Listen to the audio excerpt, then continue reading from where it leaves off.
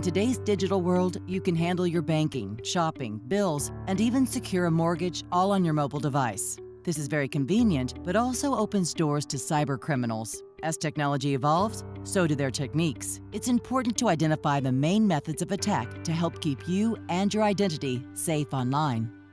Most of us are familiar with the word ransom. In today's digital world, the connotation is a bit different, however. Criminals aren't holding an individual, but rather valuable data hostage. But how do they do this? It is called ransomware. Ransomware is a type of malware, which is a malicious software that infects your computer. Once ransomware is on your computer, it will restrict access to your files by either locking or encrypting the data, making it either unusable or unreadable. You can recover your data only after you pay a price.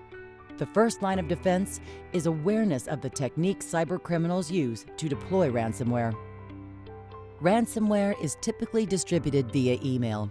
The email often contains links or attachments, which, once clicked, deploys the malware and begins locking or encrypting the victim's files. But the threat does not end there. If the victim's email is connected to a network, such as a business, the ransomware has the ability to spread to other computers and servers on the network. Once fully executed, the cyber attacker will demand a ransom, often paid via a virtually untrackable digital currency such as Bitcoin, to decrypt and restore the attacked files.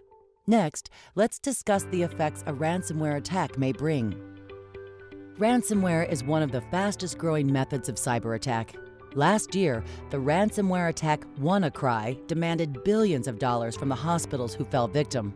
There were hundreds of other attacks that affected thousands of people and exceeded $5 billion in costs globally. Ransomware initially began as a means of extorting money from individuals, but the use has escalated, and it is now used as a method to secure money from businesses such as hospitals, financial organizations, and government entities. Now let's discuss how you can protect yourself from ransomware attacks. One simple approach is to never click on links or open attachments in emails unless you recognize the sender and know for certain the content is safe. Even if you do recognize the sender, if anything seems suspicious, do not respond to the email itself, as the email address could be spoofed or faked, and you could be corresponding with the criminal directly. Another technique to protect yourself from the ransomware threat is to deploy antivirus software. It's essential to keep the antivirus updated so it can operate using the most current information to successfully block malicious code from executing. Lastly, there are many third-party options out there to back up your files.